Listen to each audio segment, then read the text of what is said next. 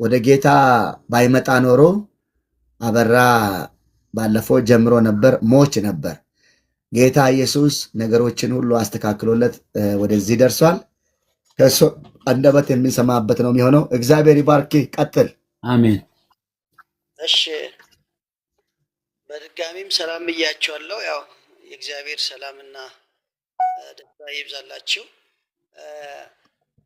የምንመሰክረው ለራሳችን ምናልባት የደረስንበት ጣሪያ ወይም ያለንበት ነገር ብቻ አስደስቶን ሳይሆን ክብሩን እግዚአብሔር እንዲወስድ ነው። ምክንያቱም ያለፍንባቸው መንገዶች ሁሉ ለእኛ ምስጋና ስለሆነ ማለት ነው። እኔ በግሌ እግዚአብሔርን እጅግ አድርጌ የማመሰግነው ያለፍኩባቸው ጎዳናዎች ሁሌም እግዚአብሔርን እንዳመሰግን በረዱኝ ስለሆነ አሁንም እግዚአብሔርን አመሰግናለሁ። እኔ ያደግኩኝ ከአያቶቼ ጋር ነበር። ቆላና ደጋ በሚባል አካባቢ ላይ ነው የምንኖረው። አባቴ ያለው ደጋ አካባቢ ነው። ያደግኩኝ ከአያቶቼ ጋር ቆላ ነበር። ያሳደጉኝ አያቶቼ የአባቴ አባትና እናት ናቸው። እነሱ ሁለቱም ባለመስማማት ወይንም ጌታን በመቀበል የነበረውን ነገር ተናግሬ ነበር። ተለያይተው ወንዱ አያቴ ያው አባቴ እንዲወስደኝ ነገረው። ሴቷ አያቴ ግን አንተ አትሂድ፣ ከኔ ጋር ነው የምትኖረው፣ እኔን ጥላኝ ከሄድክ ያ ቀን እባብ ይንደፍህ ብላ ተናገረች። ያ ነገር ለእኔ ተጽዕኖ ፈጥሮ ልጅ ነኝ፣ ስለ ጸሎትም ብዙም አላቅም እና በዛ አይነት ህይወት እያሳለፍኩ እያለ አጎቴ ያው ያለውን ርስት ስለሚካፈል እንደማባረር ነገር ሂድም አይለኝም አትሂድም አይለኝም። ያው በተጽዕኖ ውስጥ እኖር ነበርና ብዙ ነገር ተናግሬያለሁ። ያው ይከብዳል ለመናገርም ድጋሚ ለመናገር ሰዓትም እንትን ይለናልና የመጨረሻ የተለየውኝ ቀን እጅግ ደበደበኝና እንደማምለጥ አድርጌ ወደ አባቴ ቤት ሰዓት ካለፈ በኋላ ነበር እኛ ጋር ከዛ ቦታ እኛን ቤት ለመድረስ በእኔ አረማመድ እድሜ የዛኔ 14 ዓመት አካባቢ ነው። 8 ሰዓት ይፈጃል። አሁን በተሽከርካሪ 1 ሰዓት አካባቢ ነው የሚወስደው። አዋቂ ሰዎች 5 ሰዓት እና 4 ሰዓት የሚጓዙበት መንገድ ነበርና መንገድ ላይ ሊመሽብኝ ነው። መሀል አካባቢ ላይ አክስቴ ነበረች፣ እዛ ለማደር ነው ጥረት። የዛን ቀን የነበረው አደጋ እጅግ የከፋ ነበር።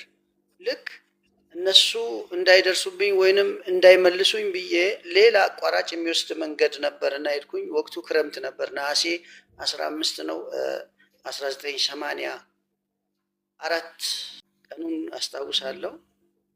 ልክ መሀል አካባቢ ከደረስኩ በኋላ የሆነ ወንዝ አለ። እሱን ተሻግሬ መንደር ላይ ስገባ የእባብ ድምፅ ሰማሁ።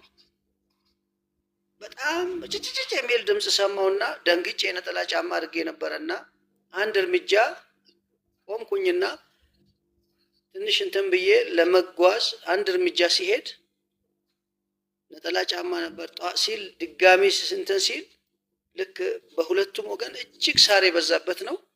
ትንሽ መንገዷ ገላጣ ነበረችና ሰማያዊ የሆነ እባብ እጅግ ፈጣን ነው፣ ግን የሆነ ነገር ከነካው ደካማ ነው፣ ይወድቃል። ቶሎ ነው እንትን የሚለውና በጣም በፍጥነት ወደ እኔ እየተንሸራተተ ሲመጣ ዛሬ እንኳን ያንን መዝለል ያህል መዝለል ይከብደኝ ነበርና በጣም እግዚአብሔር ረድቶኝ እኔ በጣም ወደ ላይ ዘለልኩኝ። እሱ ከእግሬ ስር ሾልኮ ወጣ። እዛ ደንግጬ በጣም በከባድ ጩኸት ሰው ግቢ ሲገባ 2 ውሾች ነበሩና ውሾቹም ከእኔ በላይ እየጮሁ ወደ እኔ መጡ። ውሾቹም ሳይነክሱኝ እባቡም ሳይነድፈኝ እግዚአብሔር ዛሬን ኑር ያለኝ አምላክ ረድቶኝ ሰዎች ከግቢው ውስጥ ወጡ። ወቅቱ ነሐሴ ነበር። በቆሎ ዝናብ ዘንቦ አባርቶ ነበርና በቆሎ እየበሉ ነበር። ከዛ ወጥተው አባብለውኝ በቆሎ ሰጡኝም አልበላም ብዬ ያው ቤተሰቦቼን በሙሉ ያውቃሉ። ቆላም ደጋም ያሉትን እዛ ዘመድ ጋር ላድር የሄድኩበትንም ያውቃሉና ነገርኳቸው። ደርሰሃል በቃ ሂድ ብለውኝ የሄድኩኝ መንገድ ላይ ሳር ሲነካኝም የነደፈኝ እየመሰለ ምንም ነገር እግሬን ሲነካ የነደፈኝ እየመሰለ እንደምንም ብዬ አክስቴ ጋር ደረስኩኝ። አክስቴ ጋር ደርሼ በቃ ሆድ ባሰኝ፣ አለቀስኩኝ። ምንም አልነግራትም። ሳለቅስ መጨረሻ ላይ እንደው መታችኝና ተኛ አለችኝ። ተኛው። ከተኛው በኋላ ያው ትንሽ ስነቃ እየደነገጥኩ ነበር አሉ። እዛ ምን ሆነ ነው ስትለኝ እንዲህ እባብ አስደንግጦኝ ነው ነድፎ ነው ወይ ምናምን ብላ የአበሻ መድኃኒት ምናምን ቢሳና የሚባል እንጨት ምናምን ታፍልታ በሱ አጥባ። ኧረ እኔ ምንም አልነካኝም አልኳት። ከእንደዛ አይነት ህይወቱ እንኳን ጌታ ጠብቆኝ ዛሬ እንደርሻለሁ። ስፕሪቱ ከባድ ነበረ። ያው ባለፈውም ለመግለጽ እንደሞከርኩኝ አያቴ በጦር አድርጋ ነበረ ለእባብ ቀለም የምትሰጠው ቅቤ ምናምን ሰዓት አለው፣ በሰዓቱ ይመጣል በወቅቱ እና በእንደዛ አይነት ህይወት እያሳለፍኩኝ ያ ስፕሪት ለካ በጸሎት ነው የሚለቀው። እኔ እያወቅኩኝ እድሜ ከፍ እያለ ስመጣ ጸሎት ጀመርኩኝ። በዛኑ እንግዲህ ነሐሴ ላይ ነው ያ የሆነ። መስከረም አካባቢ ላይ እኛ ጋር በጋ ማነው ደጋማ አካባቢ ስለሆነ እባብ ብዙም አይኖርም እና መስቀል በዓል በልተን አባቴ ቆዳ መወጠሪያ ድሮ ቁርበት ላይ ነው የሚተኛ። እንደሱ አይነት ለመወጠር ቁርበት መወጠሪያ ልናመጣ ከወንድሜ ጋር ትንሽ ጫካ ሄድንና ያንን እንትን እያልኩኝ ለካ ትንሽ እሾካማ በሆነ ነገር ላይ አሁንም ያ ሰማያዊ እባብ አለ። እኔን ንቆኝ በቃ ሊናደፍ ፈልጎ ያለው ጮኬ ስወጣ የሆነ ሰው ሲመጣ ሊሄድ ሲል ዱላ ወረወረበት። ትንሽ ነገር ከነካው ደካማ ነው ብያለሁ፣ ወደቀ፣ ገደለው። ከዛም በኋላ ትንሽ ራሴን እያወቅኩ ሴት ትምህርቴን አቋርጬ አንዳንድ ስራዎችን እንደጀመርኩኝ ነግሬያቸዋለሁ። ሰው ቤት እዛ ቤት ላይ ሲመለክ የነበረው ያ እኔን ያስቸግር የነበረው እባብ ነው። ለካ እኔ አላቅም። ያው ከዛ ከወጣ በኋላ ነው እባብ እንደተገደለ እሱም ሀገሩን ለቆ እንደጠፋ ያ ሁሉ የተነገረኝና እጅግ በሚያስገርም ሁኔታ ጌታ ጠብቆኝ ዛሬን ደርሻለሁ። ከምገርም ሆቴል የሚሰራ ሰው ነበርና የሆነ ቄስ ቤት ላይ ሳጥን ላይ አስቀምጦ ያ ጠንቋዩ ሰው ገለሃል ተብሎ እያሳደዱት ነበር ፖሊሶች። እና በዛን ሰዓት አካባቢውን ሲለቅ መንፈሱ ከሱ ተሰወረ፣ ከዚህ ሰውዬ ማለት ነው። ያ ቄሱ ቤት ላይ ያስቀመጠው እባብ ርቦት ድምፅ ይሰጣል። ሳጥን ላይ ነው ያለው። ከዛ ሰውየውም ያው የራሱን ሃይማኖት እንትን አለና ተናገረና ሳጥኑ ውጭ ወጣ። ሲከፈት 2 እባብ አለ። መኪና ላዩ ላይ እንዲሄድ ተደረገ፣ ተገደለ። ሰውየው ደግሞ ከዛን ቀን ጠፍቶ ወደ ሳውዝ አፍሪካ ነው ይሄድና ከዛ በኋላ ተመልሶ እንደመጣ ያው መምጣቱን አውቄያለሁ። ከእንደዛ አይነት ህይወት ጌታ ጠብቆኝ ዛሬን በመድረሴ በህይወቴ ያለፍኩባቸው መንገዶች ራቡን ነግሬያለሁ፣ ችግሩን ነግሬያለሁ፣ መታረዜን ነግሬያቸዋለሁ። ያን ሁሉ አልፈን ዛሬ ላይ እንዲኖር ጌታ ስለፈለገ ለክብሩ ስለፈለገ እግዚአብሔር ረድቶኝ ዛሬም በህይወት አለሁ። ከዛም በኋላ ብዙ አገር ኢትዮጵያ ውስጥ በመሄድ በስራ ምክንያት ብዙ ታግያለሁ። በዛ ሁሉ የጌታ እጅ ከኔ ጋር ሆኖ በረሃውን ዳገት ቁልቁለቱን ሲጓዝ ሲራመድ እግዚአብሔር ረድቶኝ ዛሬን በመድረሴ ጌታን አመሰግናለሁ። ስሙ የተባረከ ይሁን። እና ያለፍኩባቸው መንገዶች በዝርዝር ብናገር ጊዜም አይበቃንም እና ያው በአጭሩ ጌታን ከዚህ አይነት ስፒሪት ጌታ አውጥቶኝ ጸሎት ኃይል እንዳለ ልነግራችሁ ፈልጋለሁ። ጸሎት ጉልበት እንዳለ ልነግራችሁ ፈልጋለሁ። ማንኛውም በዘር የሚደረግ ነገር እኛ ላይ ክርስቶስን በማመናችን አይሰራም፣ ሊሰለጥንም መብት የለውም። ዛሬ ግን አሸናፊ ሆኜ ያስጨነቀኝን እያስጨነቅኩት ነው ያለው እና የጌታን ስም እጅግ አድርጌ ጌታዬን አምላኬን አከብረዋለሁ። ከዛ መከራ፣ ከዛ ጭንቀት፣ ከዛ ችግር ጠብቆኝ ዛሬም እንዳገለግለው እድሉን ስለሰጠኝ ስሙ ለዘላለም የተባረከ ይሁን። በጣም የሚገርም እንዲያውም በጥያቄና በመልስ ብንሄድ ብዙ ቀኖች የሚያቆይ ጠለቅ ያለ ያለፍክ ጌታ ርቶህ ደግሞ በህይወት መኖርህን እግዚአብሔር ይባረክ። ክብር ለእግዚአብሔር ይሁን።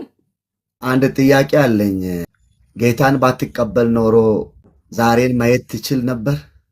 አልችልም። ምክንያቱም የዛኔ በልጅነት ጌታን ተቀብያለሁ። የዛኔም በጌታ ነኝ። ምክንያቱም አባቴና እናቴ ትዳር ያደረጉም በጌታ ነው። ግን የጸሎት ኃይል ነው በእኔ ውስጥ ያልነበረው።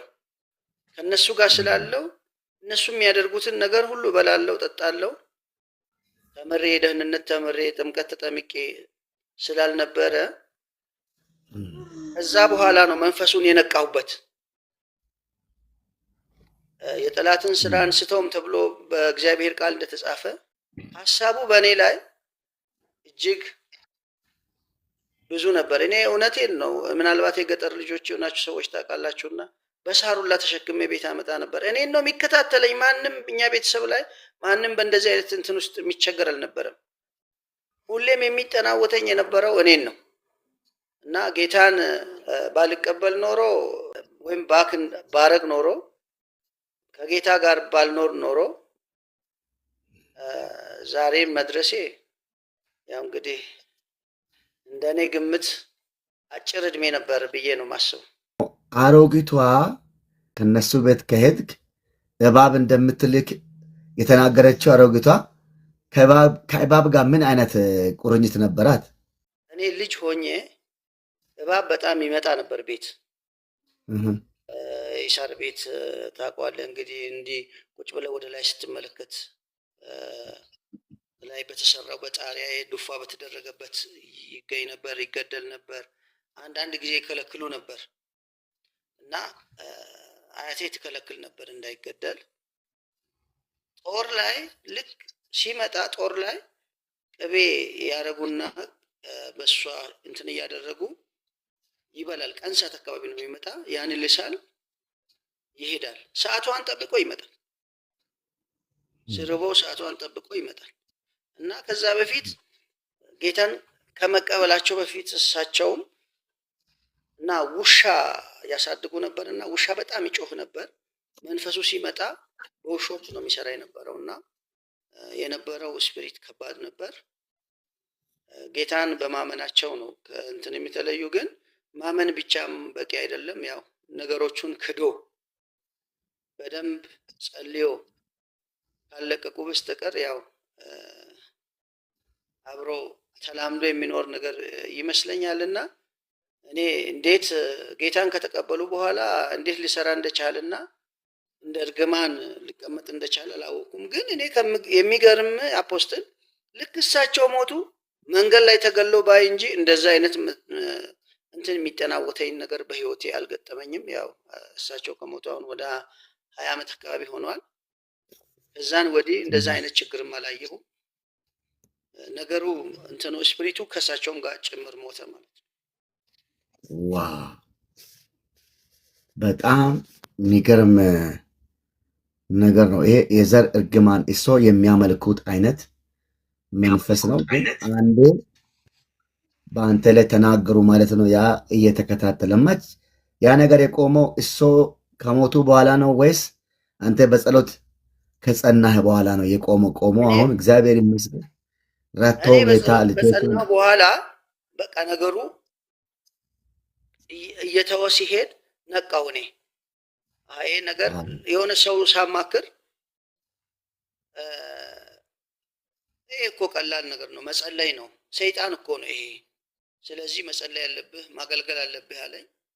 ኦኬ ይሄ ለካ ጥሩ ነው ብዬ እኔም መጸለይ ጀመርኩኝ እየተቃወምኩ። ከዛ እየተወ ሄደ። ግን እንዲህ እንደ መጀመሪያ አይነት በቃ ንክኪ ያለ ነገር ሰውነቴንም ነክቶ አያውቅም። ምናልባት ካገኘው ይገደላል። የመጨረሻ ድሬዳዋ ላይ ያለው እሳቸው ሊሞቱ አካባቢ ላይ 2 ቀን 3 ቀን አካባቢ ሲቀር አንድ ቢጫ እባብ ተገደለ። ስራ ሳይት ላይ ነው፣ እሱን ያየው። ከዛን ወዲህ እኔ አይቼም አላውቅም። ከዛ መሞታቸው ተነገረኝ። እኔም ከዛ መጣሁ። ቀነሰ ከጸሎት ኃይል የተነሳ። ግን ከዛ በኋላ ጭራሹን አይቻላቅም። ጌታ እግዚአብሔር የተመሰገነ ይሁን። ይህንን የጠየቅነው ለምንድን ነው? በእንዲህ አይነት ህይወት የሚቸገሩ ሰዎች አሁኑንም በህልም እየመጣ በእውን እየመጣ እባብ ባይሆንም በተለያየ ነገር የዘር እርግማን የሚባል ቅምቅም አያቶች በወሬ የሚያወሩት አሁንም የሚቸገሩ ሰዎች ካሉ አንተ የወጣበት መንገድ መንገዳቸው ስለሚሆን ትምህርታቸው ስለሚሆን በእውነት ጌታን ተቀብለንም ነገሩ ያስቸግረናል ወይ እንዳልከው ነው።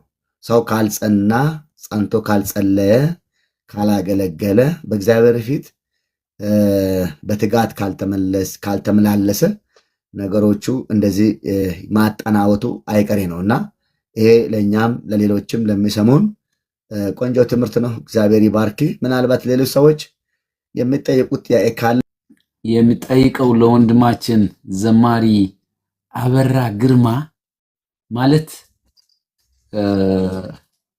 በትንሽነትህ በጌታ ቤተሰብህ ደግሞ በጌታ የሚያመልኩ ወይ ደግሞ ከትንሽነትህ በቤተ ክርስቲያን እንዳደግህ ነውና አንዳንዴ ይሄ ነገር ማለት በጌታ ሆነህ እንኳን ማለት ያ ኪዳኑን ካልተሰበረ ጠላት በቃ ውጊያ እንደሚያደርግ እና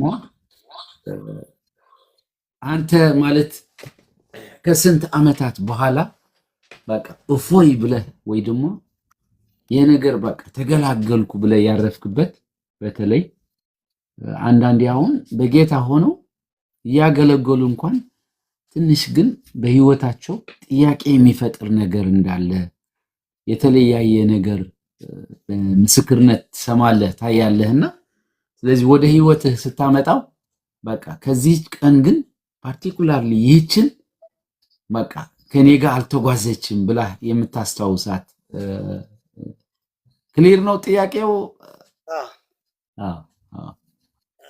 ተባረክ ፓስተር። ያው እኔ በብዙ ፈተናና በብዙ መከራ ያለፍኩኝ ከስፕሪቱም አይነት የተነሳ ይመስለኛልና እኔ 1998 ዓመተ ምህረት ቅድም እንደነገርኩ ድሬዳዋ በነበርኩ ጊዜ ነው። ከዛ በኋላ ነው የኔ ስኬትም ሁሉ ነገር እኔ መንፈሱ የሞተው የዛኔ ይመስለኛል እና ከዛን ወዲህ እፎይ ያልኩኝ እግዚአብሔር 1998ን እዛው ድሬዳዋ አሳልፍኩኝ። 2000 ላይ ጌታ ረድቶኝ ትዳር ያስኩኝ። ከዛ በኋላ በረከቴም እረፍቴም እፎይታይም ያገኘሁኝ ከዛ በኋላ ነውና እኔ በጣም ደስተኛ ነኝ አሁን ባለሁበት ሁኔታ። የጌታ ስም ለዘላለም የተባረከ ይሁን። ያ ማለት 1971 ተወልጄ በ29 ዓመቴ ይመስለኛል በ19 ሚሊኒየም ማለት 2000 ዓመተ ምህረት ለኔ 39 ዓመቴ ነው 29 ዓመቴ። ከዛን ወዲህ ሁሉ ነገር የተስተካከለው ከዛ በኋላ ነውና እስከዛ ያለፍኳቸው ኑሮ ሁሉ የሰቀቀን ነበር፣ የስቃይ ነበር። ከዛ በኋላ ነው ፓስተር። ለምንድነው እንደዚህ የጠየቁህ? አንዳንዴ ጌታ ያገኛሉ እንጂ እንቆቅልሻቸው ቆጦራቸው ያ የሚያደርጉት ልምምድም ለምሳሌ ቤተሰባቸውን የሚያመልኩት አምልኮ የባዕድ አምልኮ ከሱ ጋር ተለያዩም። ለሱ የሚዋጣ መዋጮ ያወጣሉ፣ ለሱ የሚደረግ ግብር ይገብራሉ። ስለዚህ ዋላ ጌታ ቢያገኙ እንኳን ግን እነሱ የሚገኙበት ቦታ የሱ ቦታ እሱ የሚገዛበት ቴሪቶሪ ስለሆነ ምንም ለውጥ ሳያገኙ በጌታ ነን ይላሉ። ግን ሁሉም በቃ የተደባለቀ ህይወት ይኖራሉና ስለዚህ ነኝ በጣም ምንድነው የምንማረው ወደ ጌታ ከመጣን ጌታ እኛ ፈቶናልና ስልጣንም ደግሞ ሰጥቶናል። በባለፈው የነበረ የተሳሰርነው ገመድ እየጠላን እየረገምን እየሰበርን ሐርነታችን ምክንያቱም ገላትያ ምዕራፍ 5 ቁጥር 1 ምን ትላለች? በአርነት እንድንኖር ጌታ ኢየሱስ አርነት አውጥቶናል፣ ደግመን ወደ ባርነት ቀንበር አንመለስ ይላል። ስለዚህ ጠላት ከተፈታን ካመለጥን ሁሌ ሌትና ቀን ወደሱ ወጥመድ ወደሱ ቀንበር ሊመልሰን ነው የምተጋና እኛ ግን በተለይ የእግዚአብሔር ሰዎች ወይ ያለንበት ቤተክርስቲያን ህይወታችን ኑሯችን አይታ በቃ የጠላት እጅ እንዳለ ያልተቆረጠ ዴሊቨራንስ በስርዓት በጸሎት ማለት ነው በትምህርት መጠንከር እንዳለብን ያለማወቅ ነው። በብዙ ህዝብ በጌታ ነኝ ይላል።